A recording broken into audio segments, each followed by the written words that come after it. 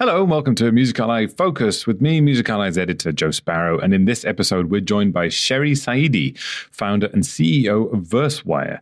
Sherry says that Verswire is an alternative to record labels, or, as she puts it, a venture capital model alternative for signing musicians. We ask her why Sherry believes it is the future of music in just 1 minute. Now, each Music Ally Focus episode, just like this one, analyzes one meaningful music business story at a time, just like this one. And so this podcast is also going to be quick. It should take about the same amount of time in which Mago Dennis could insert 450 power drill bits into his nose. That's a hypothetical figure, of course, because Mago was able to insert 16 into his nose in 1 minute in 2022, bettering his previous record by 6. Now, talking of having a nose for things, Verswire is not the first music business that Sherry Saeedi has founded. She's also co-founder of the ticketing and live streaming platform Veeps, which took major investment from Live Nation a few years ago. And Sherry talks with the passion and the language of a tech founder. She thinks that the model behind Verswire will have a major disruptive effect on the long-standing and traditional record label model. That's a big statement, so we ask her to explain how. Let's go over to Sherry right now. Hello, Sherry. Hi, thank you so much for having me. Before we dig into what you're doing at Verswire, can you just give us a bit of context around that, who you are, what your background is, and what you're doing at Verswire, please? Of course. You know, I've actually been in the music industry for half my life at this point. I've been in it since 16. I started out as artist management, and of course, at the very beginning, I don't know what I was doing. Yeah. And I figured it out, and I was on Warped Tour for about 8 years straight. I kind of did those types of artists, the more pop rock types of artists, if you will, and I loved it. I loved it so much, and I got to the point where I was like, okay, I want to help a lot of artists, but given my current bandwidth and what management really takes, I couldn't take on more than 7 artists at a time. And I wanted to help thousands, hundreds of thousands, millions. And I knew in order to do that, I had to think of like a more global idea, global solution for artists rather than taking on management clients. And my first aha moment was a company that you may know by the name of Veeps. That was actually something that I founded with Benji and Joel Madden from Good Charlotte. And it was meant to be a solution for democratizing ticketing, right? Because I've always said, look, if you don't like the way something is, you got 2 options. Try and fix it or stop complaining. That's really it. And so I've been under the notion, I'm like, no, I'm going to fix it. And I just thought the ticketing model could be greatly improved, and I wanted to give power back to the artist. I wanted it to be commission free. I wanted them to have control over their own ticketing business. And I'm very honored to say that we launched in 2018. We did a massive pivot during COVID to live streaming, yes. From physical ticketing to live streaming ticketing. And we offer both now, but I'm very honored to say that after just 2 years, we sold at a 30 million valuation to Live Nation. So Now when I said I have a good idea, people took me seriously. Okay. So let's talk about that good idea, which is Verswire. Yeah, absolutely. So Verswire was basically one of those situations where I'm like, okay, I'm so proud of what we did here, but I didn't want to stop there. I was like, the Veeps of the world, these incredible ancillary income solutions for artists are only putting a Band-Aid on the root of the issue. And the root of the issue is the traditional record label deals that artists fall into. And then I, of course, was like, haha, let's do this all over again. And Verswire was born out of necessity. Verswire was born out of something that I feel like we have needed for, since the inception of record label deals. And I'm honored that we've figured out a model that works for all parties. It's basically, think of Shark Tank, right? Think of every other business in this entire world. When they want to elevate, they look for example, venture capitalists or investors. They get investment, and then they get their team to help them build out their business and expand. So why are we doing it any differently? We immediately, I'm sure everyone knows this, but like artists sign off their rights right off the bat. They don't own any of their music. They're recouping from their probably 15, 20%. So if they get an advance, which is a high interest loan, let's be honest, they have to recoup that advance from they're 15%, which means that if you get like $100,000 advance, you actually have to make back $700,000 before you see a dime. So I was like, no, we're going to literally treat this like a VC. And this is why I don't like calling Verswire a label, because it's like calling an Uber a better taxi. It's not. Yeah, you've called it a venture capital, I'm quoting you here, a venture capital model alternative for signing musicians. Which, you know, a label is obviously a snappier word, but let's make that differentiation, because this is the key to it, isn't it? You've just explained it in sort of very simple terms there, but how does it work in that sense? That if it doesn't work like a label, it works more like a venture capital investment. So how does it work? And can you explain it as you pitch it to artists? Yeah, absolutely. I mean, basically the way that it works is we treat artists like the CEOs of their own business. So if I'm treating an artist, like, just think of Shark Tank. If anyone on this, if any listeners have watched the show before, they go up and they say they need this much for this much equity of their company. A shark agrees, and then they bring in their team to help them. We pretty much do the exact same thing. We go, okay, and we don't tap into all revenue streams. It's just really, it's case by case, because every business is different, but it's mostly the masters. But we say, okay, we think you need this much to make an album. We think you need this much to make marketing. We'll invest in that. We'll take equity of certain revenue streams, minority equity, because the artist always owns the lion's share, because the artist owns their work. And then we bring in our label services team to run pretty much their label services side of the business. So that involves distro, marketing, social content, playlisting, radio, international radio, sync, PR. All of that is given to you at the very beginning. It isn't something that you have to earn because you had a viral moment. It isn't something that you have to like work up to, because that's true artist development. So the main differentiators between Verswire and a traditional label is that we literally treat artists like we're the VC. We're the VC that has the whole team you need to elevate and develop your business. Okay, so that does sound kind of different in that sense, doesn't it? I mean, I've got my first two questions are then, so the artist pitches to you and says, I want investment to do this. I can imagine that being a little bit intimidating, not in this sort of TV pressure sense, but in the sense of like a lot of artists, one of the reasons historically they've perhaps gone to a label is because the label says, oh, well, just you give us your music, we'll take on all the kind of difficult responsibilities over here and you can forget about it. But then actually your model requires them to sort of come to you up front and sort of say, well, I'm looking to do this and I kind of need to put a figure on things like that. Is that something which is intimidating for artists? They don't necessarily have to come to us with a number. Actually, like with our first signing Beauty School Dropout, we found them because we wanted to go ahead and sign an emerging artist to prove the concept, not only from a financial standpoint, but also from a development standpoint. It's two ways. We're always looking for artists, whether they're emerging or established, but a lot of artists approach us. And these are significantly established artists that have actually been approaching us in the past year going like, you know what, we've gone through all the different label models and we want to come here. Like, what would this look like for us? And then we will like sit and figure out the projections kind of together. Right. They don't have to come with us with a hard figure because it's really difficult. You know, that's not something that like like our music industry has really done before. So I think it's kind of hard to put like a exact figure on it. But what we do is we treat it like a business. We treat it like, what's your valuation? What do we think you need to actually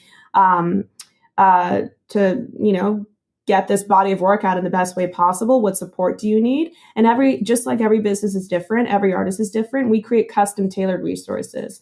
So for example, maybe one specific social content person will be better for this artist than this artist. Okay, this artist significantly does incredibly well on the writer-producer side, but they need a lot of help, for example, in their songs are incredible. No one has pitched to sync before, so we're really going to double down there. It's all about looking and seeing where the holes of their business are and how we can just elevate it and actually develop those silos of their business.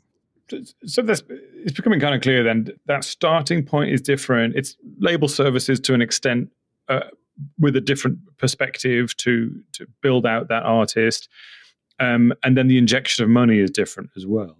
Very, very, because our investment isn't recoupable. Just the same way you get an investment from a VC, they don't go give it back right away. Our investment is non-recoupable. That's our investment. we're making an investment in artists, and we're giving them the entire team that they need to get to where they need to go. You predicted my next question, which was who's on the hook for it. So thank you for that. What then, if you're making, in the VC world, investments are often made on, data-driven points they'll make projections for the future. What is that balance then when you're picking artists between, looking at sort of solid data of like, well, you're getting this many streams, we project this many in 5 years, and we know that it will supply this much money back, and sort of pure A&R of sensing talent? It's such a great question, because this is something that we talk to we have amazing investors that are involved in the music industry. And then we have incredible investors that aren't involved in the music industry, but also, but just are huge supporters. And they ask this question all the time. They're like, how do you know who to sign? Is it purely just based on amount of streams? And it's such a combination, because someone, for example, can be a great streamer, but it doesn't necessarily mean they pull tickets, like in-person tickets. Someone can be an incredible artist in a sense of like their music theory and all that type of stuff, but it may not translate to the actual bodies of work being put out. It's one of those things where there's so many aspects. Like, is this an emerging artist or established artist? Because then the questions are going to be different. How long have they been doing this for? Who's their manager? Do they have a full team around them? Because then I can't tap into all of those and do it all. Like, we're on the label services side, quote unquote. Are they hungry? Are they ready to work? Do they write their own music? Do they produce their own music? Because we like artists that are very multifaceted. How involved are they in the creative? Do they expect us to kind of do everything? Are they really tapped in there and have a vision?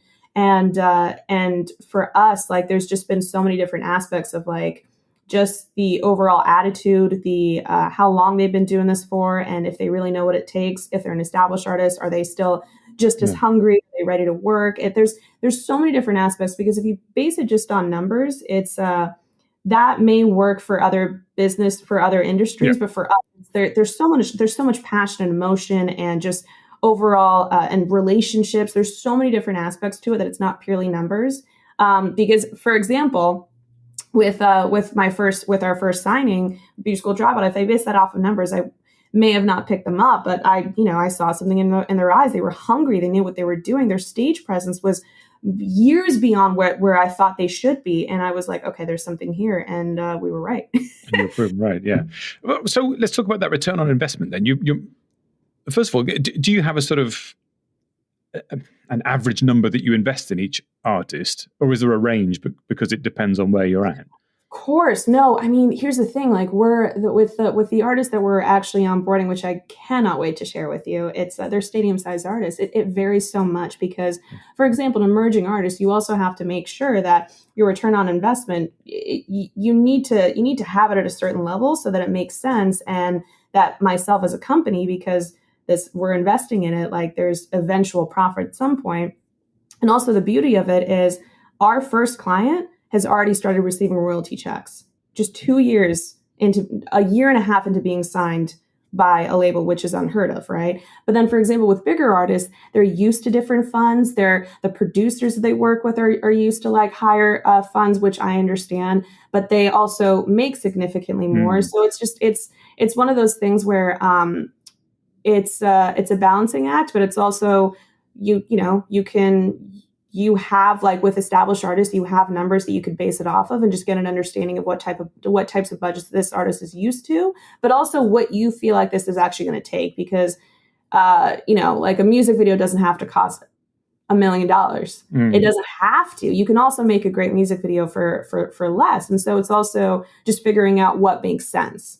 And then for an emerging artist, like you have to just be a little bit more strategic with the funds, because you also want to grow and you want your artist to make money. And you can do both. I mean, with our first signing, when we signed them, they had a total of 4 million streams across all streaming platforms. They're now at 60 million. So the growth is important, but it's also important for that artist to like have money in their pockets to live. And it's just about just making it make sense between the different levels of artists we sign. And what does your portfolio mix look like in terms of like your ambitions? Is it you're talking about stadium size artists? You're talking about unknown, or not unknown, but like emerging artists who are being developed. So what is that? What does that mix look like? Of course. Well, for now, right, we're sticking, in terms of genre, we're sticking with pop rock. The viewers can't see me, but if you looked at me, you'd be like, duh, I'm covered in tattoos. I can confirm this. Things and everything. So genre-wise, we're sticking there. But range-wise, like we started with an emerging artist because we had to, that was our case study. That was our proof of concept. Our next signing was Girlfriends, which is Travis Mills, T. Mills, and Nick Gross. So that's more established. And then what actually ended up happening, our goal was to sign more established artists because growing an emerging artist is significantly harder than taking an existing fan base of an established artist and radaring out and re-engaging with them, right? So like huge artists, which I'm honored to say, started contacting us and going, okay, we see what you're doing with artists at this size. We imagine what you could do with us. And so our goal is for this to be a house for all artists in like all different stages of their career. And it's nothing that basically there's nothing a major can do that we can't. We have the relationships, we have the infrastructure. If anything, you get top tier service because you're not one of, 6,000 artists, for example, you're one of 5. And right now, this isn't a volumes game for us. Right now, this is a get it right game for us. It's quality.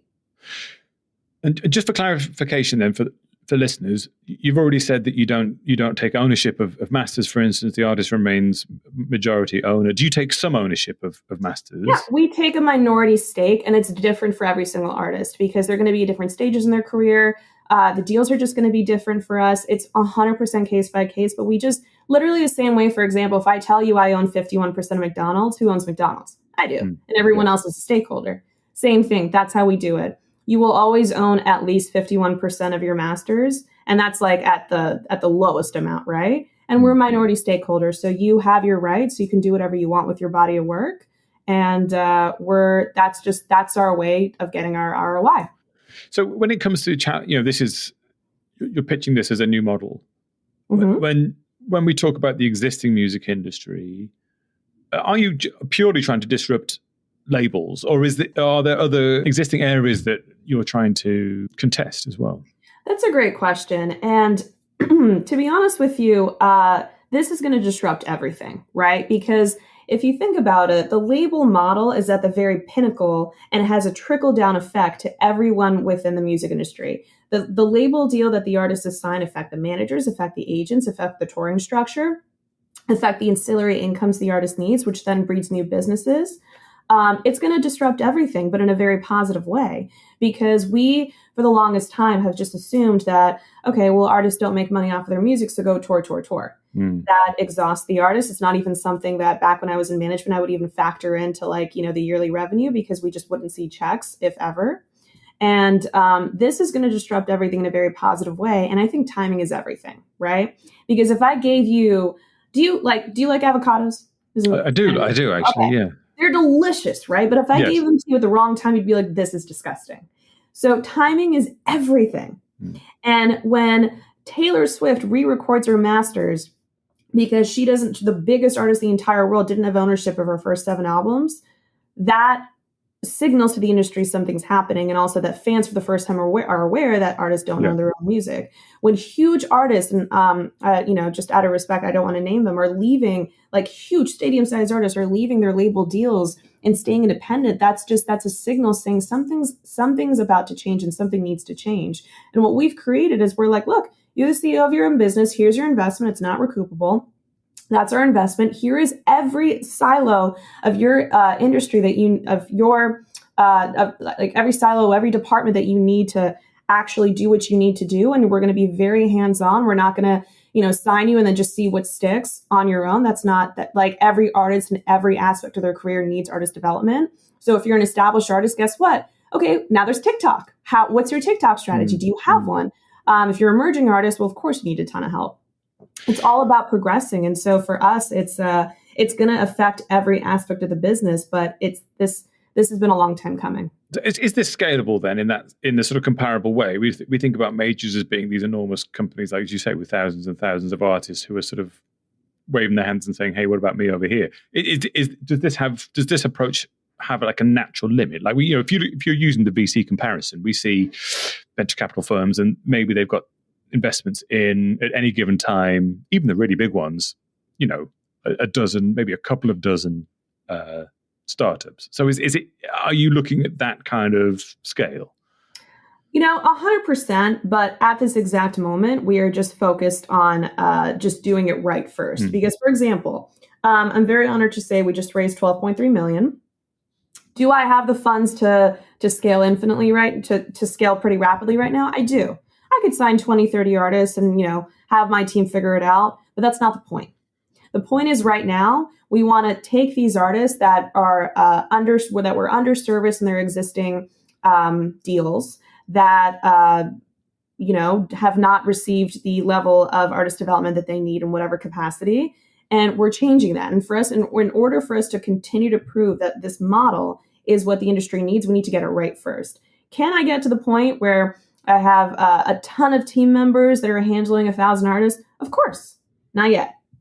You start like with the base, and then you radar out from there. For me, with every artist that we sign, I just want to make sure that my team can handle it, because the level of service is never going to change, and that is scalable because our model we've actually recouped from our first artist in terms of our investment, and that's not normal. But that's also why I tell people, like, we're getting investment because people I'm not getting investment because people like my hair. Like, I'm getting investment because they lift the hood and they're like, wait a minute, like this model works. And I'm like, I told you. And it's so funny when I was first pitching the Veeps idea, like, hand to God, there were so many people that were just like, well, this is too artist friendly. This isn't going to work. If it was going to work, someone would have done it already. And when I was like explaining the idea to Verswire to people, they said the same, like a few people said the same thing. And I knew that I was onto something right then and there. I was like, okay, right. Thank you guys. So I must jump in and say, for clarity, Sherry does have great hair. So it's obviously was not a bad one. But let me pick up on that last point then, because that's really interesting. About sort of preconceptions, or at least what people expect the music industry, they expect it to be working. The existing label model, for instance, seems set in stone. It's been like that for a very long time. It's perhaps calcified as it's grown over the years, and it is the predominant model now. So what you mentioned there, people saying, well, obviously, if someone had thought of this before, they would have done it. What's changed that allows you to challenge that and offer this alternative? Absolutely. I mean, same thing with Veeps. Like, I've always had this bone in my body where I'm just like, I'm like, okay, fine. Well, 2% of startups succeed. Cool. I'm going to be the 2%. Like, I cannot take no for an answer, which, as a child wasn't helpful. I was always in timeout. But like growing up, I'm like, no, okay, fine. I will show you that this will work. And it's two things. It's I think people have amazing ideas all the time, but it comes to the execution, right? And I think if you think you have a really good idea in terms of something that's going to shift this industry, get started. And look, when we started with Veeps or Verswire, the amount of changes we had to make to get it to where it is right now, that's 100% normal. Try something, watch the tape back, pivot, try it, pivot, and get it to a point that makes sense for all parties. And I think people think that they have to have everything all at once in order for something to succeed. I think people, and I use Uber as an example because it's the best one. Where I'm like, Uber started as a black car private riding company. You know what I mean? Like, it didn't get, if they started with this massive idea, it would have just been, it would have been hard for people to grasp and hard for people to jump on because it's so left field from what they're thinking of, And I also just think that when, if someone's saying that, okay, if this would have worked, someone would have done it already, that's entirely false. I do think people have thought of it. I just don't think people have maybe executed the right way with the right people and pivoted along the way as they're watching, for example, their case study roll. I think it just takes a lot of determination, and this is the future. And I'm honored that I can say that my team is leading it. Do you think there's been a shift in? You mentioned before that it's a fact now that fans are aware of ownership around masters. They know what masters are. I mean, this is a huge change from 10 years ago, even. 100%. So do you think that there has been a shift in understanding as in a more general sense, the industry has moved towards a streaming model and social media has kicked in and all this stuff? Do you think that has allowed you to make this change as well, that artists are saying, well, actually, I don't want to go down this old existing route. I want to try something different. Is that been a part of that as well? Absolutely. 100% timing is everything. If I came to you with this idea 10 years ago, wouldn't have worked. No way. Because artists weren't taking the stand that they are right now. Artists weren't, making rapid changes and educating their fans on what the business model is. Yeah. The amount of comments we get on our socials, like the Verswire socials, are mostly from fans. Believe it or not, they're like, "This is so cool. We this is what Swift is talking about, or this is what this artist is talking about." And we're like, "Yeah, like they get it." And that's a huge shout out to artists that are, putting their foot down and making those changes, but also social media. And that's how it's getting out there. And like I said, timing is everything. And the same goes for my last company, same goes for this current company. It's all about just understanding, like, there's going to be opportunities for growth and changes in every business. Don't be afraid to be the one that makes it. Don't do it. And really believe you're going to win, because I swear to you, the universe falls in love with a stubborn heart. Just do it. Right. What are artists saying to you then? Like, you've given us a sort of very coherent hard sell here about why it's so good. But what are they saying is the reason that they went with you and not the traditional model? Of course. Here's the thing. I generally do believe that everyone is doing their best in a sense if they're trying to provide the best solution. But this industry is difficult, and I'll tell you why.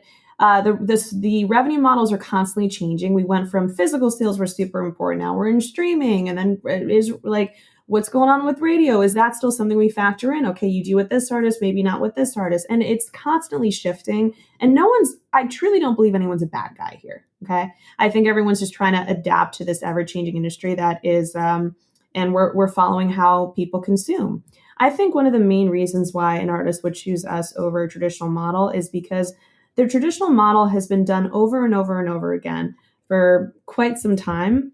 And, it's just proven to be the results are like just out there. You can see it. You can see, you hear people about, like, an emerging artist got signed with a major and this is their story. Or, okay, you're an established artist and maybe you're not Ed Sheeran or Cardi B, but you still sell at the Hollywood Bowl, but you're not getting the same level of attention. You're being really underserviced because you're not a current hot artist, even though you're a massive artist. And I think a lot of these artists have been through the ringer and want to try something completely different. And, if I were to show you my contract, there's nothing you could poke a hole at, because these contracts were literally, we didn't base them off of everything. My lawyer, he wanted to kill me, but like, we started from scratch. And what I say to you is exactly what you see on the contract. It's something that's different, but it's something that's working. And I think that, you have to be a little bit forward thinking to give this a go. But when I show them the case study, when I show them projections, when I show them the team behind the magic of Verswire, because it's not just me, I just talk a lot here. But at the company, everyone's a 15 plus, year veteran. And when they see all that, and they get that, like, right off the bat, it's not something that they have to work towards. They speak to their A&R once and never again. That gives them confidence. That gives them confidence that if I'm honored enough to be able to work on your business with you, we're going to take good care of it. So obviously transparency is key here from what you're saying. And you were saying that, initially you were looking just at the master side of things. But you've also just announced a publishing arm in collaboration with Kobalt. Yes. So how does that factor in, and how is that different? How is that model different? So we are keeping those silos of the business separate. It's like the VC label services side and the pub side, because, again, my lawyer would kill me if I made him draft a contract for all of that. Also, huge shout out to Kobalt. I'm very honored to be working with them. They're dear, dear friends of mine.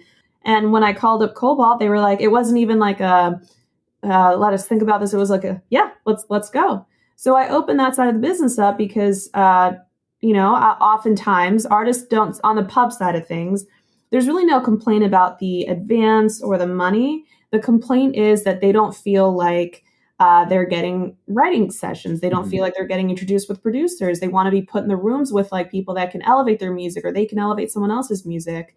And I was already doing that. My team and I were already doing that. So we're like, let's just do that for more artists. And that birthed the Verswire publishing arm. Right. So in terms of the actual model itself, it's sort of more traditional publishing model, but your focus is on delivering that sort of hands-on attention to the artists that you bring in. Exactly. Because the frustration was never the deal. The frustration was the lack of support. So I'm like, again, it's like, what's the problem and what's my solution? We've talked a bit about scale. And one of the sort of you're going to experiment with as you grow is maintaining that level of hands-on approach with these artists as the business scales, right? So what are your growth targets in the next 5 years? That can be in terms of artists signed or money made or whatever you want. No, for sure. I think what we have collectively decided as a team is, in order for me to provide the same level of service, because again, like even with my last company, they're currently at about 3,000 clients. We didn't start that way. We started small, and I made sure that my team knew the level of service that we were trying to handle with the artists. And once they were good, then, we hired under them, and that's what we're going to do here. Like, as we grow, I just want to make sure that before, we onboard the next artist, the person that's going to be, for example, project managing them is going to be able to replicate what our existing project manager is doing, because that's our goal with the company. And also with our A&Rs. Our A&Rs in this business are Mark Hoppus and Pete Wentz. And it's incredible that our artists get feedback about their music, about their goals from people that they respect so much, people that have done it. And the goal in terms of signings, I think we're going to sign about 5 per year. And we'll go from there. Maybe that'll spike all of a sudden when we have a ton of offers and we feel like we can handle it. And then I'll have to, onboard the right people to make sure they're, because what I don't want to do is I don't want to get to a place where we're doing so well and we signed a ton of artists and then I'm not able to give them the service that I've been preaching, take care of them the way that I've been preaching. It's necessary. And so 5 per year, and we're going to go from there. It's not really, I don't really necessarily have revenue targets as of now, because again, this industry is just ever changing, and we'll take it one foot in front of the other. But the goal is to take care of as many artists as possible. If that means we stick in the same genre, if that means we expand additional genres, it just all has to be done strategically. And I guess the winds are in your favor at the moment in terms of the type of music, in that there is a resurgence. Absolutely. This is good timing again, isn't it? 100%. There's a huge rock resurgence, which I'm not exactly mad at. That is my favorite genre. But here's the thing. If we have other genres that are coming our way and it just makes sense for us to take them on, I'm going to make sure that they're taken care of with the right people that understand that genre as well. It's not a copy and paste. Someone that understands country may not understand punk pop, period. Maybe they will, maybe they won't. But you just got to make sure that every client you take on is taken care of. And that's what we do. Okay. You've called this the future of music. So do you foresee other people operating in this way? You say you've identified I'm not going to call it a weakness, but you've identified a place where you can make some ground gains compared to the traditional label model. You're particularly focusing in this pop punk area at the moment. But do you foresee other people going, well, actually, I think I can do that too, and will there be more people operating this way, do you think? Of course, and guess what? I encourage it, because that just goes to show you that we're right. Postmates came out, then Uber Eats came out, then DoorDash came out, Uber came out, then Lyft came out, or the other way around. It's with Veeps, then Moment House came out, then Mandolin came out, then Sessions came out, then No Cat. It just goes to show you that there is a need in the marketplace for something like this. And what I always say is, don't be scared of competition. That just means that you're on the right track, and do your best. Do your best and keep doing what you're doing, because also you can take my idea and run with it, but it's all about the execution. And that's why, literally, when in the early phases of both my businesses, they're like, well, aren't you scared someone's going to take your idea? I'm like, go for it. You don't have my team. It's all in the execution, the ability to pivot as you go along. So I would love it if people took this model and tried it themselves. It just means that there really is a need, and I want this to be the standard, and we're just leading it. We're not going to be the only ones. That's it. Fine. Okay. My final question Yeah, well, I think I have a sort of feeling which way you're going to go with it. But my final question is, if you could only listen to one piece of music for the rest of your life, what would it be? I'm predicting a genre, but I don't know what you'll say. Wait, so like an album or a single song? Either or both. Okay. Oh my God. Okay. This is hard. All right. An album, I would have to say, big shout out to Blink and Mark, Enema State by Blink. That's one of my favorite albums of all time. And a single song. Oh my God, that's so hard. Okay, I'm gonna give this to my buddy Rob Thomas. It's Someday. Okay. If you haven't listened, that's one of my favorite songs ever, and it's such a beautiful one. It's so beautiful. I mean, it's just about like you're gonna make it someday. And I used to listen to that when I was in my very early teens, where I was just like, okay, like, you know, I'm gonna make it someday. And yeah, that's a very coherent message you've tied in there. I appreciate the holistic approach you've taken. And I don't think I made it, but, you know, quote unquote. But it's I'm very happy and proud of how this is all kind of unrolled, and it's just about believing. And, you know, it sounds cliche, but it's just, don't be afraid to fail. Just do it. Just do it. You're gonna win if you really believe you're gonna win. Period. Right. Well, thanks for that. I will put links to those, the album and the song beneath the podcast. I'll also put some links to Verswire, and they can check that out. And I'm sure you'll be inundated with people asking you to listen to their music. So you're very welcome. Thank you so much. I really, really appreciate it. Sherry, thanks for joining us. Thank you so much for having me. Okay, there we go. Thank you again to Sherry for joining us. There are some links below this podcast to Verswire, Sherry, and various other things for you to check out. And if you found that useful, please share that interview on with someone else who you think will get something out of it. And if you'd like to get in touch with me, of course, I would love to hear from you. You can email me on joe@musically.com. We also have, did you know, a free weekly email called The Knowledge, which rounds up bits and pieces of the best analysis, news, marketing insight, and skills from across Music Ally's broad range of services. So sign up, and you will become a better person. That's a guarantee. Links are in the description as well. So that's it. Thank you for listening. I've been Joe Sparrow. You have been you. And until next time, farewell.